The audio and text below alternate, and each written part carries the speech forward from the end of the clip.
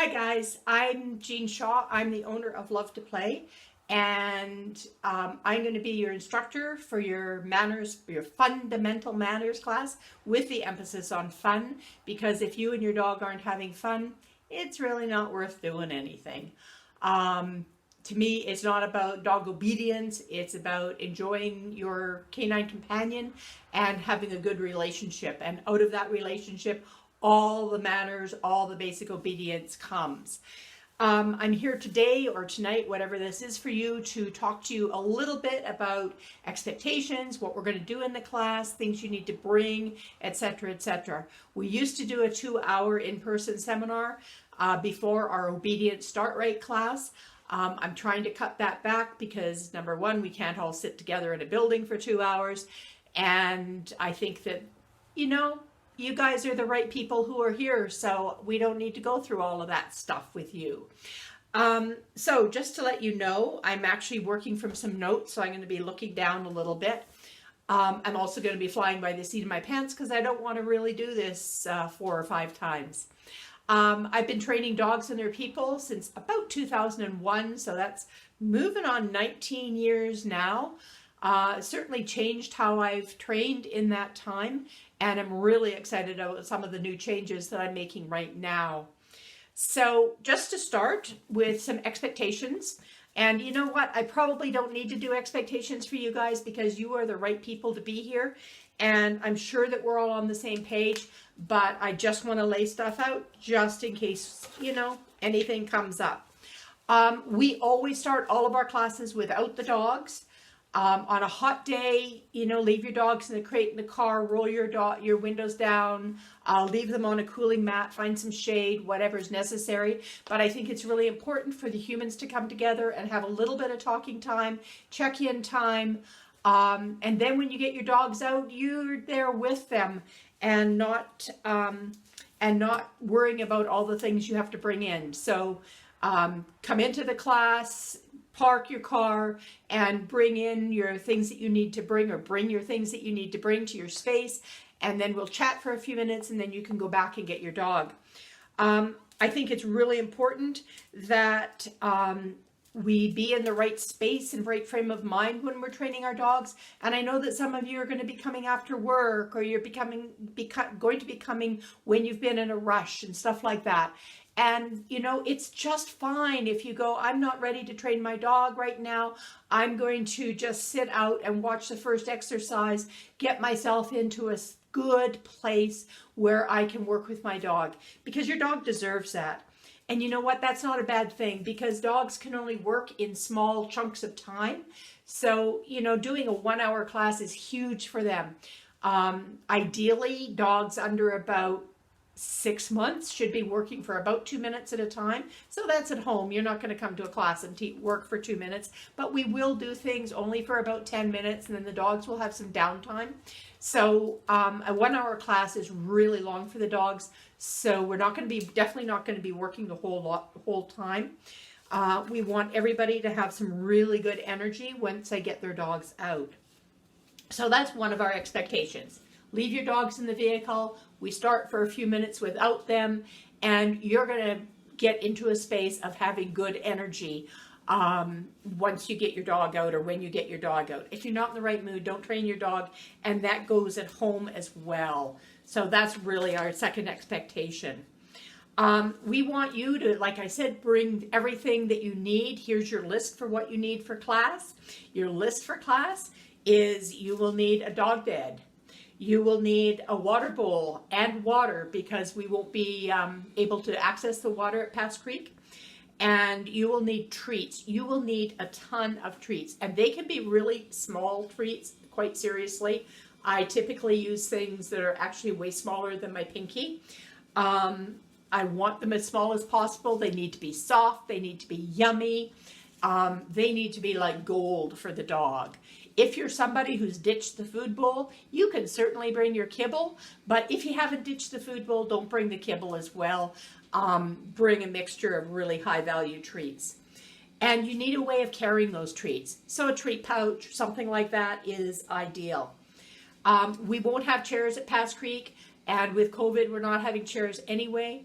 So if you feel like you need to sit down for part of the class, you will need to bring a chair with you. So that's the third expectation, is get all your stuff, prep your area. When you get there, there will be some cones set up. We're maintaining, a minimum of 10 feet, probably more because we're working with dogs, but 10 feet at least between people. I will hopefully have a microphone system, so I'm not going to lose my voice. And bring your stuff, put it in your area. We're going to chat for a few minutes, and then you can, then we'll say, go and get the dogs. You can bring the dogs back to the area. You're always going to start with some real easy win games with the dogs. And speaking of games, a lot of this class is games, just so that you know.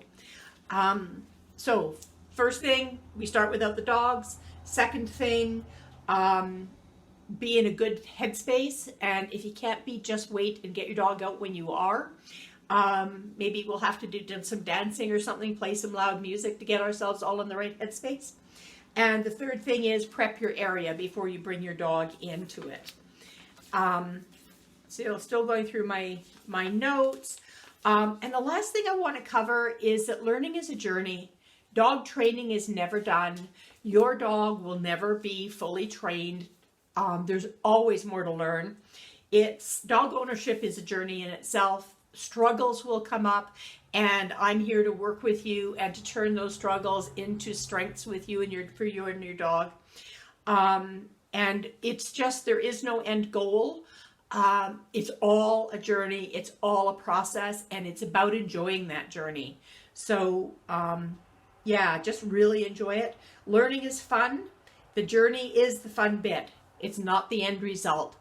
I'd love to have a perfect, no, I wouldn't. I was going to say I'd love to have a perfectly well-behaved dog, but you know what? That might be a dog without personality. So I want to maintain the personality of my dogs, and I want them to occasionally go, you know what?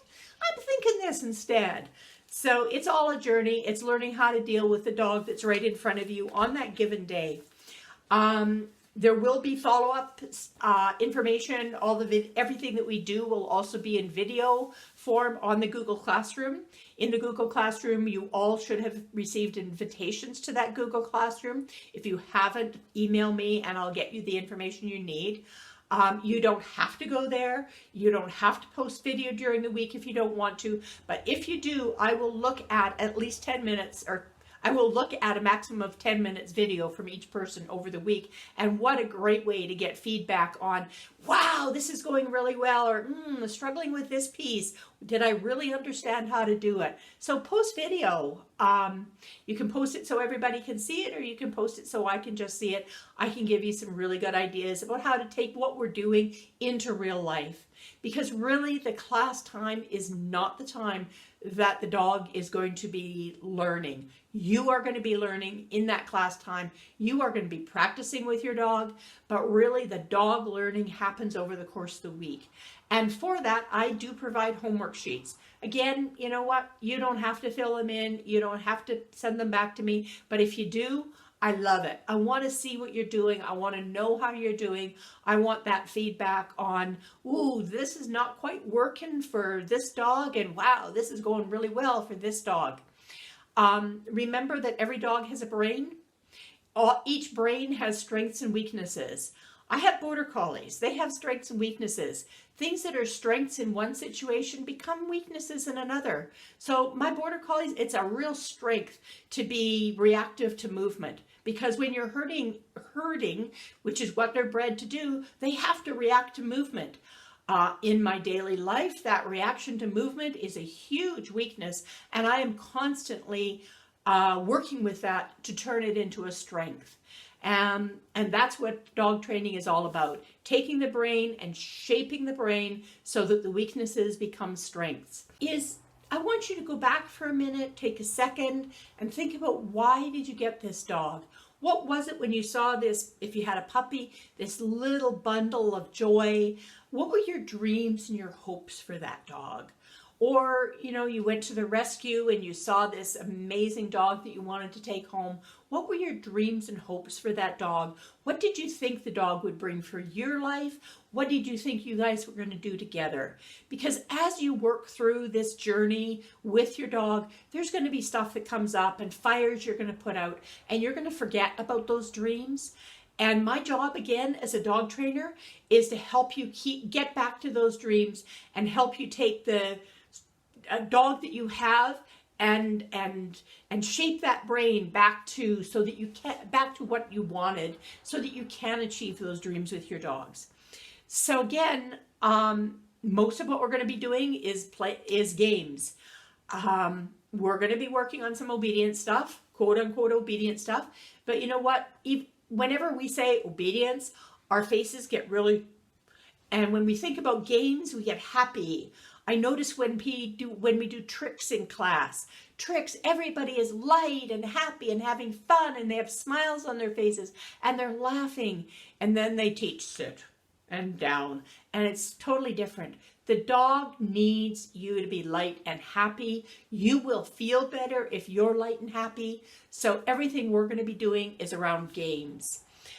Through those games, we're going to be teaching focus on you, attention on you, calm in the house, boundary games, settling on their mat or whatever. In that process, we'll also work on some calm things about, you know, sit for getting your leash on, sit for at the door to get out, sit around food. But we're going to be working on it through games. We're going to be working a little on loose leash walking. We are not going to, in 6 weeks, I'm not going to get you to the end of loose leash walking. It is a process. But if we can get your dog focused on you and attention on you, we are on that road. And then you know what? We'll be doing workshops and seminars and advanced classes on just loose leash walking if you want more. In the same vein, we will be starting your recall, your come when called. And we'll be talking about why that's one of the things that falls apart all the time. And it doesn't need to. But we'll just be starting it, just the beginning of it in the 6 weeks. And, you know, we offer advanced classes just on recall games, and teaching your dog to enjoy coming back to you, teaching you to be fun when you do the recall and be worthy of the dog coming back. Be sexier than the squirrel, to use the words from Absolute Dogs. A lot of my stuff right now is inspired by Absolute Dogs, which you've probably heard of if you're a Facebook user. Hated them for years. Thought they were rebranding stuff that my mentors were teaching me. And since have done a more in-depth deep dive into their stuff, and I really like it. So I am very much inspired by Absolute Dogs at this point, and a lot of our games are inspired by Absolute Dogs with Love to Play adaptations to it. So just thinking again, we are going to be doing attention games, focus games, impulse control games, self-control games, boundary games, recall games, loose leash walking games. Every week we'll have a certain focus. We can certainly talk about some of the other stuff, but the focus is going to be on one aspect of those each week. And what you need, I'm going to go over it again so you can make that list in your head. You do need to bring a bed of some kind for your dog. I prefer something with a lip on it, so it's a defined space. Excuse me. And you will need to bring a water bowl and water, and have it available for your dog at all times. You need treats, lots and lots of soft, smelly treats, very small. You can throw them in the freezer when you're not using them and pull them back out to use them again. If you've ditched the food bowl, you are more than welcome to bring the dog part of the dog's dinner. The dog will not need dinner the night you are training. Absolutely no dinner that night. We do not want a satiated dog for training. Besides, after dinner, you want to go to sleep. You don't want to learn anything. So we don't want a satiated dog, but they're going to be getting enough food during your hour class that they won't need dinner afterwards. And bring away for carrying your treats. So having a plastic bag in your pocket that's like you have to get into is really hard. I use a marker signal to tell the dog it's made a good choice and that reward is coming. Some people use a clicker. I use that for some things. I also use yes. I also use nice. I also use good. It depends what you want to use. It's simply a word or a sound. For my young dog, I also use for some things. It's a word or a sound that says the dog made a really good choice and you are going to reward it in some way, usually with food. We use food because it's fast and easy. It's a really fast paycheck, nice paycheck for the dogs. But toys, I do have 2 dogs that I've had to teach to eat. They are toy reward dogs, but toy reward dogs in a training class is really, really hard. So if we can have dogs, you know, they will love the food eventually because we're going to make that food live and it's going to act like the squirrel. I think that's it. I am open if you have any questions, email me. And other than that, I will have a cone where each person is going to go at Pass Creek so that we can maintain social distance. And I was just about to go down and look at my COVID policy, which, I can bring up. I will probably not touch your dogs. If I do, I will have hand sanitizer in my back pocket so that I can sanitize my hands before I touch your leash, and I will sanitize my hands after I do that. My preference is that there's a maximum of 2 people coming for each dog, just so that we can maintain social distance without me needing to yell over 100 square feet or something. Because we're outside, I don't require masks. I'm just trying to look down and see if there's anything else. If you want a chair, please bring it. There shouldn't be anything of mine that you're going to touch, but just to maintain good practice, don't touch other people's stuff. Don't touch other people's dogs. We all kind of know this now, but this is just a reminder. And a reminder for everybody, I'm not going to go through the questions every week, but if you've been out of BC in the previous 14 days, please don't come to class and I will refund you. If you or any family member, any member in your household has flu, cold, or allergy symptoms, please do not come to class. And do not come to class if you or anyone in your family, your general household, has been asked to self-isolate. I think everybody knows those. We're getting them told to us all the time, everywhere we go. But as a business, I have to repeat those. And I just trust, now that I've said it, that you will all agree to it and that you will abide by those. Bring your dog on a regular collar or its harness. And a regular length leash, so a 6 to 8 foot leash is perfect. If you use a head halter, a gentle leader, a halty, please bring that, use that. That's just fine. Like I said, a harness, a front clip harness, a back clip harness, whatever. If you use other tools, let me know. We can talk about it and modify it. Please, no retractable leashes. And because these classes are very much about the dogs learning to pay attention to you around other dogs and in distraction, my suggestion is no dog play before or after the class, because I have seen the dogs have a really hard time concentrating when they've been playing because they're so aroused. They haven't yet learned to go from arousal up to arousal down, which we will definitely be talking about. And I've also seen dogs who are like, hurry up, I want the class to be over so I can play with my friends, if they play after class all the time. Preference just is that your dog comes out to work with you, comes out to be with you. Other dogs are like furniture. Other people are like furniture. We want to create dogs that are fine walking past other dogs, that are fine walking past people, that don't have to interact with everybody and everything out there. Those are like the ideal dogs. If you have any questions, email me. If anything comes up in class, please feel free to ask questions. Take me aside if you need to. Email me after the class. And like I said, the Google Classroom, if you have any trouble with it, let me know. So this is a quick overview of the Google Classroom. When you go to the Google Classroom, this is what you'll see.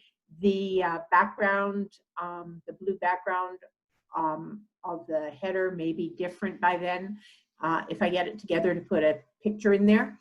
But the stream, which is this, is for just posting conversational stuff, or if you have video that you want everybody to see, you will post it in here. The classwork is where you will find all of your work. So do I have, I think I do. So there's some stuff here for before you start this course. So why games, how this class will work. There's descriptions of things plus video in some cases. Our week 1 will be called attention games, and there will be I will be doing an explanation of the orientation game, and then if you click on the video, there should be a video of the orientation game as well. And that's pretty much how the class will work. There's week 1, oops, let's just go back to classwork for a minute. Week 1, week 2, week 3, week 4, week 5, week 6. There will also be, and it's not there yet, there will also be assignments in here, which is where your homework sheet is, and also a place, and the homework sheet will be individual for each of you, so you can fill it out and send it back to me if you want, or you can just keep it to yourself. And within each week, there will also be an assignment that says post video here. And when you want to post video, you click on that, and the video can only be seen by me. If you want to post a second video that week, you actually have to take back that video, and then you repost the two together. It's a fairly simple process. If you need help, I can certainly talk you through it. But your first step will simply be to go to the Google Classroom, looks like that, and then you click on classwork to get to the lessons. And it would be great if you guys could start before you do this, before you start the course, if you do this piece, and certainly try and do the attention games before, take a look at the attention games before class. It will put you in better stead for class. However, if you don't get to it, don't worry about it. It is a live class, and we are doing all live things, which means you can treat this just like a regular class where all you get is that 1 hour a week time. But if you want to post video, I will look at a maximum of 10 minutes of video per week per student. So if you want to do some accelerated learning, it's worth doing that. So looking forward to seeing you in your class, and have a good week or two until then. Take care. Bye.